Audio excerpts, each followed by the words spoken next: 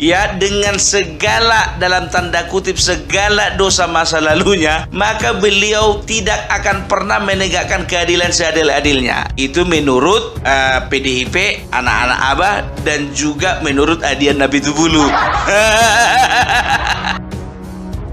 Bagaimana kita mau takut atau kita khawatir kalau melawan Prabowo yang berkali-kali kalah gitu loh. Prabowo belum pernah punya pengalaman menang. Biasa orang angku tuh bakal kalah, itu biasa ya. Dan mungkin nggak baca sejarah juga ya. Abraham Lincoln itu kalah 20 kali, yang ke-21 kali maksudnya begini, Andre, dan menjadi presiden Amerika. Jangan emosional dong lo, gimana? Gua kasih tahu sejarah. Sejak berdirinya republik ini belum pernah ada seorang presiden ya yang baru dilantik langsung memecat 3 orang hakim, belum pernah. Presiden Prabowo Subianto memberhentikan sementara 3 hakim Pengadilan Negeri Surabaya yang terjaring OTT dalam kasus suap vonis bebas Ronald Tanur. Baru Bapak Prabowo, sebelum-belumnya belum pernah. Ketiga hakim ini adalah Erianto Wahdamanit, Mangapul, dan juga Hari Hanindyo. Ketiganya ditahan oleh Kejagung pada Rabu 24 Oktober 2024. Juru bicara MA, Yanto, menegaskan bahwa keputusan pemberhentian ini diambil Presiden berdasarkan usulan dari MA. Saudara-saudara sekalian, kita harus menghadapi kenyataan bahwa masih terlalu banyak kebocoran, penyelewengan, korupsi di negara kita. Ini adalah yang membahayakan masa depan kita dan masa depan anak-anak kita dan cucu-cucu kita. Bapak Prabowo dilantik tanggal 20, tanggal 23 dia udah pecat 3 hakim. Ibaratkan naik motor masih gigi 1. Udah langsung full power. Kita butuh lawan yang juga pernah menang gitu loh. Kalau lawan yang kalah terus nggak greget gitu loh. Mau diapain lagi? Nggak apa-apa. Mungkin ada yang angku dan ya nggak apa-apa. Itu hal yang lumrah. Nantinya jika putusan pengadilan tetap dan menyatakan 3 hakim bersalah, maka Presiden Prabowo juga tak segan langsung memecat. Yang untuk menegaskan nantinya ketiga hakim ini akan diberhentikan tidak dengan hormat. Jadi bisa dipastikan ya, jangankan 3 hari, 5 tahun ini dia akan bersihkan semua penyakit-penyakit yang ada di bangsa ini.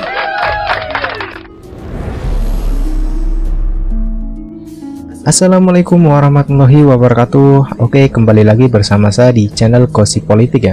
Tadi kita saksikan bersama perdebatan menarik antara Andri Rosiade, politisi Partai Gerindra, dengan Adian Napitupulu ya dari Partai PDI. Perdebatan itu terjadi sekitar 1 tahun yang lalu ya, dimana saat itu Adian meremehkan Pak Prabowo yang kalah berkali-kali ya, dan PDIP kata Adian membutuhkan lawan yang sepadan. Andri Rosiade yang menjadi lawan debat dari Adian pun terpancing emosi ya saat itu, dan dengan tegas membalas Adian bahwa orang angkuh itu bakal kalah ya.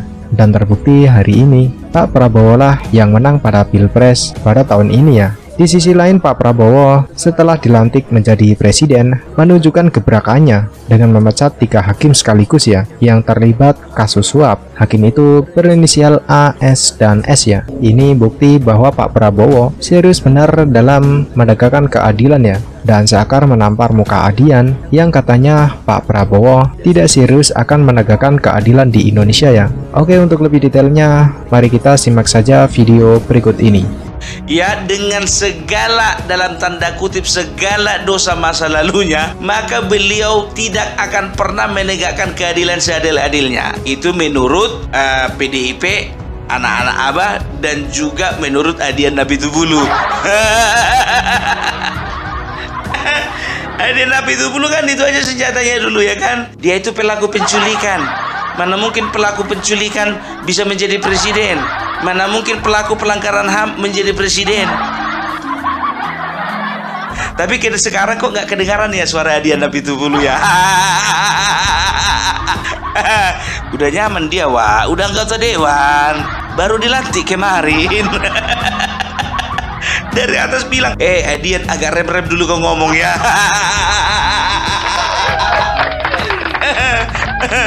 Aku rindu mendengarkan suaramu, Bang Adian. Mana kegarangan Bang Adian yang dulu? Aku rindu.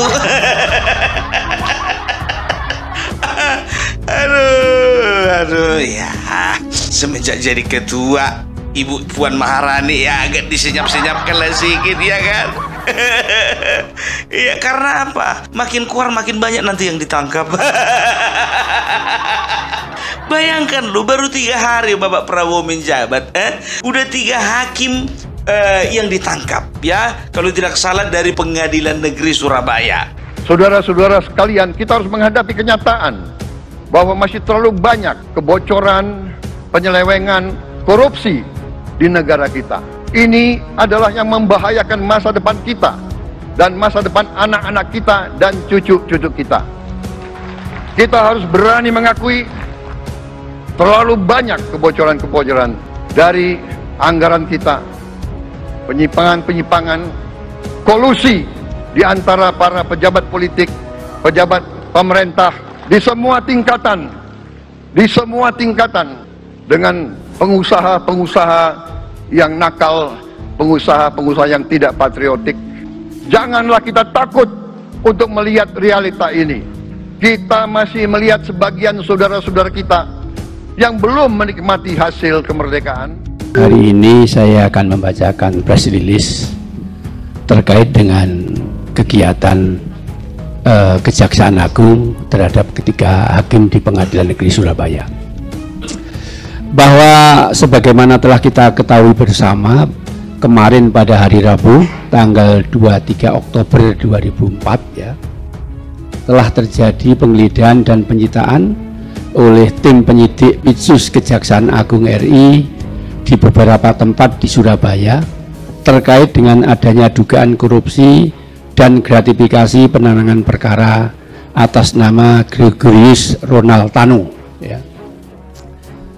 Kejaksaan Agung melalui tim penyidik Jaksa Agung Muda Bidang Tindak Pidana Khusus Jampitsus telah melakukan penggeledahan dan penangkapan terhadap 3 orang oknum hakim pada Pengadilan Negeri Surabaya. Adapun 3 orang oknum hakim yang diamankan tersebut berinisial ED, HH, dan M di Surabaya. Penangkapan dilakukan karena diduga yang bersangkutan melakukan tindak pidana korupsi berupa suap dan atau gratifikasi terkait penanganan perkara tindak pidana umum di Pengadilan Negeri Surabaya atas nama terdakwa Ronald Tanur. Terhadap hal tersebut, Mahkamah Agung menghormati proses hukum yang dilakukan oleh Kejaksaan Agung terhadap 3 orang oknum hakim Pengadilan Negeri Surabaya dengan tetap menjunjung asas praduga tak bersalah. Ya, jadi Mahkamah Agung menghormati proses hukum yang dilakukan oleh Kejaksaan Agung. Yang terkait perkara nomor 1466 kasasi PIT 2024 atas nama terdakwa Gregorius Ronald Tanur, anak dari Irwar Tanur, pada tanggal 22 Oktober 2024, 1 hari sebelum Kejaksaan Agung melakukan proses hukum terhadap 3 oknum hakim Pengadilan Negeri Surabaya tersebut ya, majelis yang memeriksa Gregorius Ronald Tanur, anak dari Edward Tanur, majelis kasasi telah memutus perkara tersebut dengan amar putusan sebagai berikut ya. Jadi putusan kasasinya telah diputus dengan amarnya mengabulkan permohonan kasasi dari pemohon kasasi garis miring penuntut umum pada Kejaksaan Negeri Surabaya, kemudian membatalkan putusan Pengadilan Negeri Surabaya nomor 454 garis miring PIT B 2024 garis miring PN Surabaya tanggal 24 Juli 2024 tersebut. Kemudian mengadili sendiri, 1. Menyatakan terdakwa Gregorius Ronald Tanur, anak dari Edward Tanur, telah terbukti secara sah dan meyakinkan bersalah melakukan tindak pidana penganiayaan yang mengakibatkan mati. 2. Menjatuhkan pidana kepada terdakwa oleh karena itu dengan pidana penjara selama 5 tahun.